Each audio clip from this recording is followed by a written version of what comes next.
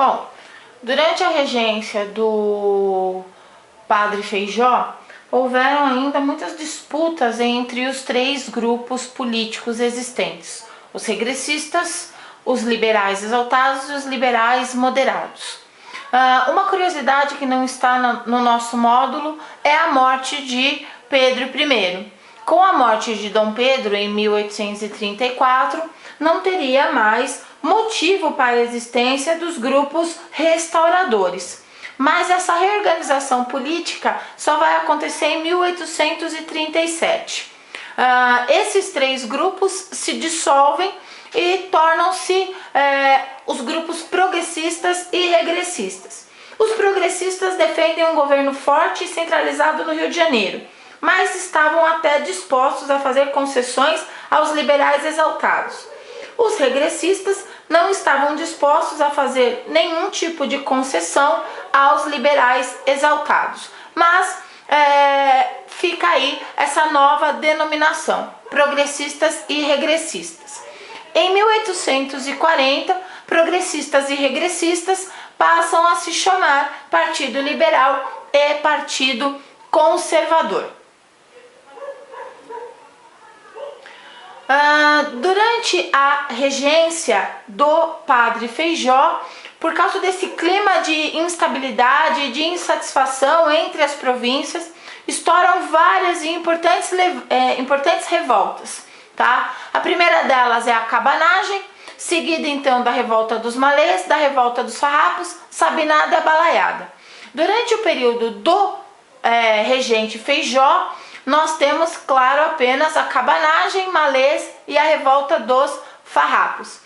A revolta dos farrapos é a mais longa, a mais extensa revolta da regência. Ela dura 10 anos, ela vai durar até o começo do segundo reinado, tá? E é a única dessas revoltas que no final ela tem um resultado até aqui esperado pelos revoltosos. É uma revolta elitista, tá? Mas de caráter regional, como todas as outras, tá? A menor dela é a revolta dos malês, mas é uma revolta muito local, muito singular, porque os malês na verdade eram ex-escravos e muçulmanos. A revolta dura aí alguns dias, poucas semanas, tá?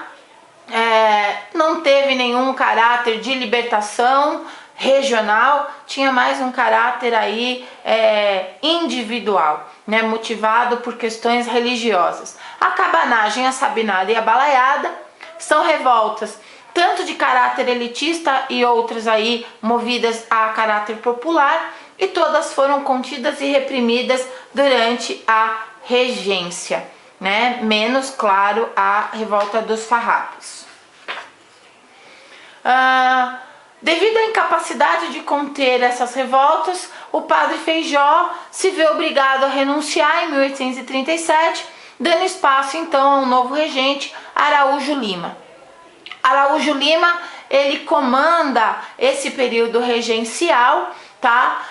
Partidário dos conservadores, tá? Devido a essa escolha política, os membros do Partido Progressista, tá, começam a pressionar Araújo Lima. Uma das coisas que vão reacender essas revoltas, tá, é exatamente a alteração do ato adicional, uma tentativa de se garantir a ordem.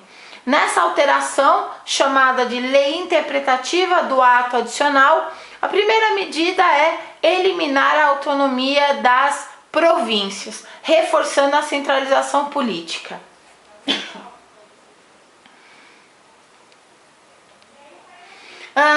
Devido ainda a essa insatisfação e ao fato deles não conterem as revoltas, o grupo dos progressistas, tá, passam então a defender a antecipação da maioridade do imperador, pois acreditavam que somente ele poderia acabar com esses movimentos populares. Mais uma vez, a escolha de um representante, de um líder que fosse o símbolo dessa unidade nacional. golpe da maioridade foi dado em julho de 1840, após a aprovação de uma emenda constitucional. Ou seja, por meio dessa emenda, Dom Pedro, ou Pedro de Alcântara, com apenas 15 anos, estava emancipado. Portanto, ele tinha a capacidade de comandar o Brasil. Depois que ele foi coroado, tá? Ele passa a se chamar Dom Pedro II, né? O ser, né? Pelo menos atendia como o nome de Dom Pedro II, o segundo imperador do Brasil, e o seu governo vai de 1840 até 1889. A nomeação de Dom Pedro vai conter realmente a maioria das revoltas. A única que não vai chegar ao final é a revolta dos farrapos, mas o próprio Pedro II vai conseguir negociar com os farrapos e vai alterar a situação econômica do sul do Brasil, dando fim então a esse período regencial, dando início ao segundo reinado.